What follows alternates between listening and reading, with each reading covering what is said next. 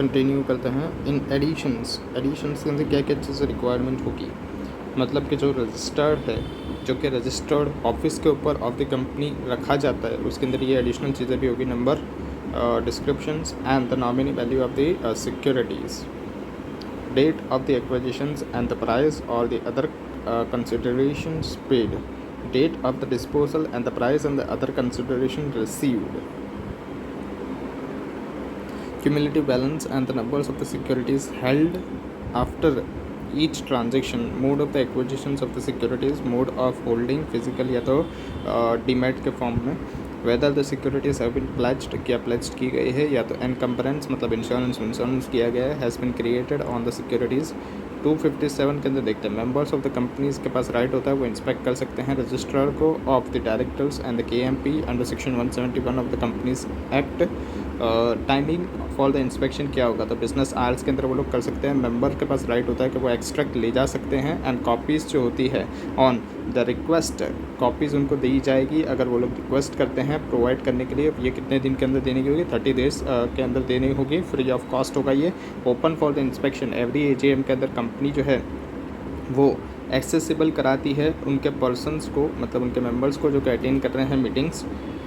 If any inspections during the business hours, अगर कोई inspection business hours के अंदर किया जा रहा है उसको रिफ्यूज़ किया जा रहा है, अगर कोई इंस्पेक्शन बिजनेस आवर्स के अंदर रिफ्यूज़ किया जा रहा है, या तो अगर कोई कॉपी नहीं दी जा रही है within the 30 days from the date of the receipt, registrar को अगर ये लोग एप्लीकेशन कर दे, जिन लोगों को चाहिए था और उन लोगों को नहीं मिला मेंबर्स को, तो अगर वो लोग रजिस्ट्रार को एप्लीकेशन कर देते हैं to him the order intimating the inspection and the supply of the copies, तो फिर रजिस्ट्रार क्या करेगा, इंस्पेक्शन करवाएगा और सप्लाई भी कर देगा कॉपीज़ को जो उनको चाहिए थी मेंबर्स को। Note, government company entire share paid up share capitals और द सेंट्रल गवर्नमेंट या तो गवर्नमेंट्स और द CG और वन और the more state government subject to the conditions, default अगर नहीं किया होगा अंडर सेक्शन 137 फाइनेंशियल स्टेटमेंट और 92, तो उनको ये एग्जम्पशन मिलेगा कि उनको ऐसा नहीं करना पड़ेगा। सेक्शन 149 से 171 के अंदर अगर कहीं पर भी पेनल्टी पनिशमेंट का स्पेसिफिकेशन नहीं दिया गया है, तो जो कंपनी है and every officer of the company जो कि डिफ़ॉल्ट के अंदर है वो लायबल होगी पेनल्टी ₹50,000 एंड इन केस अगर कंटिन्यू रहता है फेलियर तो पेनल्टी लगेगी ₹500 पर डे के हिसाब से, और ये कंटिन्यू अगर रहेगा तो मैक्सिमम 3 लाख रुपए तक की पेनल्टी कंपनी को लग सकती है, मैक्सिमम 1 लाख रुपीज़ तक की पेनल्टी ऑफिसर इन डिफ़ॉल्ट को लग सकती है। MCQs देखते हैं। मिस्टर क्यू डायरेक्टर है PQR लिमिटेड का, वो प्रोसीडिंग कर रहा है foreign tour covering the entire Europe for the 4 month, 4 महीने के लिए यूरोप टूर के ऊपर गया है। He proposes to appoint the mister Y as an alternate director, उसने प्रपोज किया कि मिस्टर वाई को अल्टरनेट डायरेक्टर रख दो to act on behalf of himself in his absence.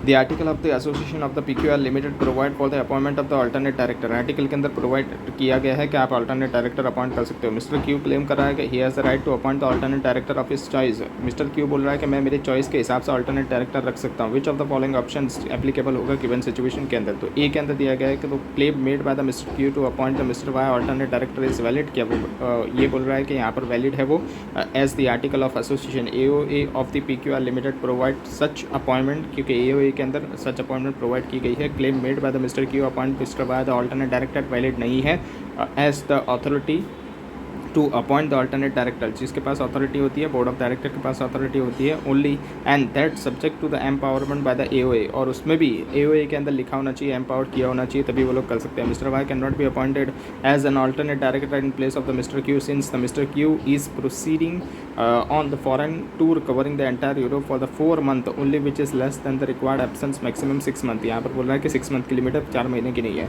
Mister Y can not be appointed as an alternate director, Mr Y को alternate director के लिए appoint नहीं किया जाएगा in place of the Mr Q since Mr Q जो है वो proceeding कर रहा है for the foreign tour covering the entire Europe 4 month के लिए which is more than the required absence of the maximum 3 month, यानी यहाँ पर बोल रहा है कि मैक्सिमम 3 मंथ के लिए है, तो ये भी गलत है। आंसर देखते हैं इसका, बी आएगा।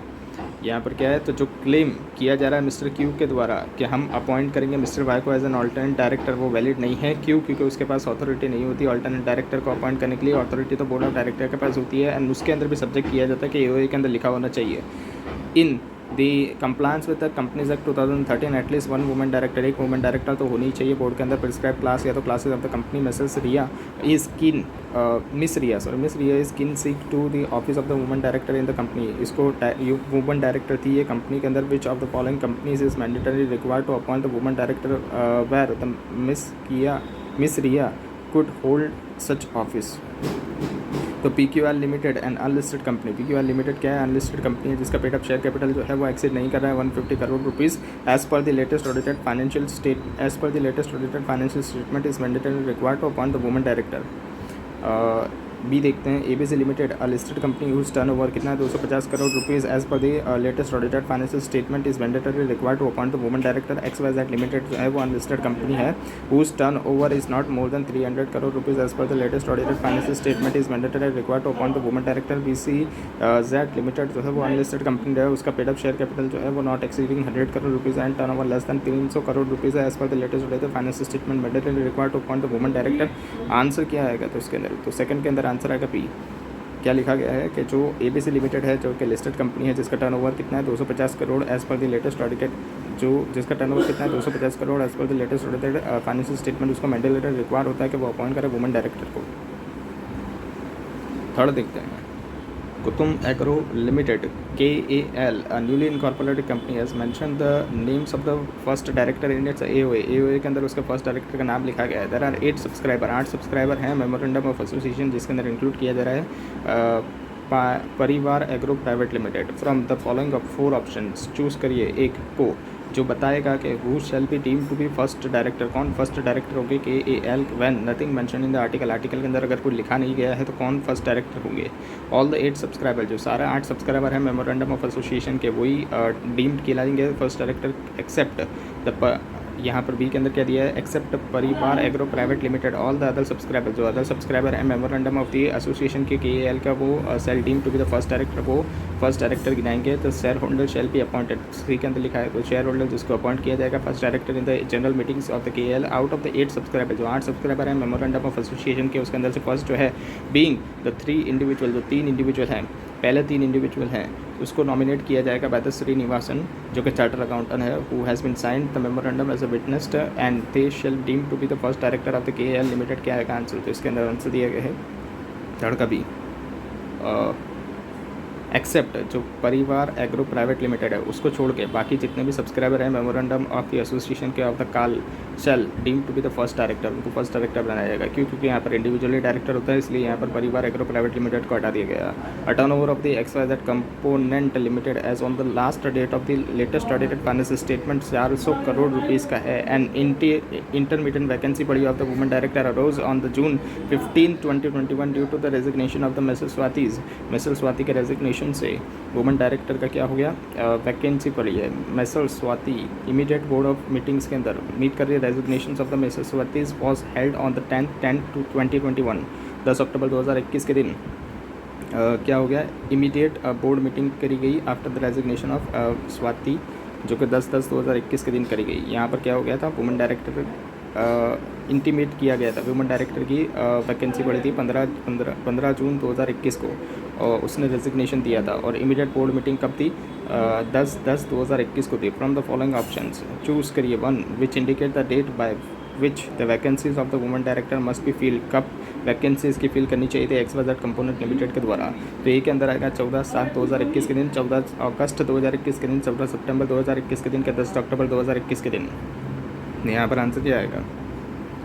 थर्ड में आएगा बी, फोर्थ में आएगा डी, फोर्थ में आएगा डी 10 अक्टूबर 2021 के दिन। यहाँ पर क्या 3 महीने काउंट करना होता है जब से वुमेन डायरेक्टर की वैकेंसी पड़ी मतलब रेजिग्नेशन कब दिया उसने 15 जून के दिन दिया। तो जून से जुलाई, जुलाई से अगस्त, अगस्त से सितंबर, मतलब 14 सितंबर 2021 तक का उसका या तो 10 October 2021 which ever is letter देखने का। तो 10 अक्टूबर 2021 के दिन लेटर हो गया तो 10 अक्टूबर आंसर आ जाएगा 10 October 2021। Mister Nagarjuna one of the director of the MGT mechanics limited due to his own business interest indicate decide resignation of the director accordingly sent his resignation letter date 12 June 2021 to the company।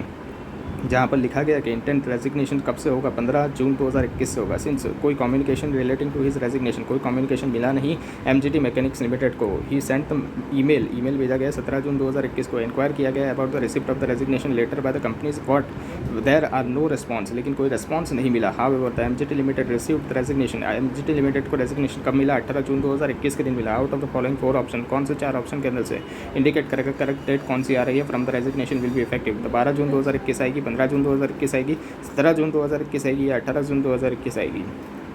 तो यहाँ पर क्या आएगा, fifth में D 18 June 2021 आएगी। क्यों? क्योंकि यहाँ पर भी लेटर देखना होता है। तो जब उसने लिखा था रेजिग्नेशन कब लिखा था, 12 जून के अंदर लिखा था, और वहाँ पर उसने स्पेसिफाइड कौन सी डेट की थी, 15 जून के दिन की थी कि 15 जून से मैं रेजिग्नेशन दे रहा हूँ। लेकिन जो ईमेल है वो कंपनी के पास कब मिला, 18 जून 2021 को मिला। तो विच एवर इस लेटर के हिसाब से 18 जून 2021 से उसका रेजिग्नेशन काउंट किया जाएगा। Messrs Z is proposed to be the appointed as a director of the RPL Mechanicals Limited. It is the noteworthy that Mr. Z already hold the directorship in one of the dormant company. वो एक dormant company के अंदर directorship पहले से hold कर रखा है, section 8 company के अंदर भी hold कर रखा है, 8 पब्लिक कंपनीज के अंदर भी एंड 9 प्राइवेट लिमिटेड कंपनीज के अंदर भी। However out of the 9 private limited, जो 9 प्राइवेट लिमिटेड है उसमें से 2 जो सब्सिडरी है वो पब्लिक लिमिटेड की है। In the given circumstances, it is possible for the Mr. Z to accept another directorships of the RPL Mechanical Limited without attracting any invalidity. क्या अभी वो एक्सेप्ट कर सकता है डायरेक्टरशिप RPL मैकेनिकल लिमिटेड, मतलब यहाँ पर पब्लिक लिमिटेड कंपनी के अंदर बोल रहा है कि क्या वो एक्सेप्ट कर सकता है? तो पहले से देखना है। तो पहले उसके पास कितने थी, तो उसके पास 8 तो थी, मतलब ये जो डॉर्मेंट होती है इसको काउंट नहीं किया जाता, सेक्शन 8 को काउंट नहीं किया जाता। लेकिन जो 8 पब्लिक कंपनी है उसको तो काउंट किया जाएगा, और 9 जो है प्राइवेट कंपनी उसको भी काउंट किया जाएगा, जो कि 20 की लिमिट करनी होती है वो, और उसमें से पब्लिक कंपनी की लिमिट कितनी होती है, तो पब्लिक की 10 होती है। तो अभी ये जो प्राइवेट थी उसमें से 2 सब्सिडरी जो है वो पब्लिक की है, तो मतलब उसको भी पब्लिक के अंदर ही काउंट करना पड़ेगा। तो 8 और 2 कितना हो गए, 10 हो गए। तो 10 तो अभी हो ही गए। तो क्या अभी ये पब्लिक लिमिटेड कंपनी की ले सकता है? नहीं ले सकता। क्यों? क्योंकि 10 की लिमिट तो क्रॉस हो रही है। तो it is not possible for the mister Z to accept the another directorship in the RPL limited since he is already direct holding the directorship in the 20 companies. वो नहीं ले सकता। क्यों? क्योंकि अनदर डायरेक्टरशिप RPL लिमिटेड के अंदर वो hold कर रहा है डायरेक्टरशिप 20 कंपनीज़ के अंदर, इसीलिए वो नहीं ले सकता। बी के अंदर देखेंगे it is possible for the mister Z to accept, क्या ये पॉसिबल है मिस्टर जेड के लिए एक्सेप्ट करना another directorship in the RPL limited? It is not possible, sorry यहाँ पर भी पॉसिबल नहीं है मिस्टर जेड के लिए एक्सेप्ट करना अनदर डायरेक्टरशिप RPL लिमिटेड के अंदर, since he is already holding the directorship in the 8 public companies and 2 of such private companies which are the subsidiary of the public companies. C के अंदर देखते हैं ये पॉसिबल है mister Z के लिए एक्सेप्ट करना तो another directorship in the RPL limited. Section 8 companies and the dormant companies are excluded while calculating the limit of the 20। It is possible for the mister Z to accept another directorship in the RPL limited since there is a no limit for on holding any directorship.